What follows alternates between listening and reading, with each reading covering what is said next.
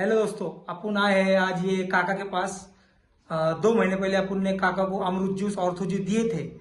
किस लिए दिए थे और अमरूद जूस ऑर्थो जूस लेने के बाद उनको कैसा लगा, ये उन्हीं की जबानी सुनते हैं। काका, आपलं नाव सांगा। बाळासाहेब गोरक्षनाथ तुवर, पाचेगाव. मी ज्यूस घेतला, अमृत ज्यूस. माझे गुडघे दुखत होते, खवाटे दुखत होते, कोपरं दुखत होते. त्याच्यात मला बराचसा फरक पडला, म्हणजे जवळजवळ 99% फरक पडलेला आहे. 3 महिन्याचा कोर्स पूर्ण केला.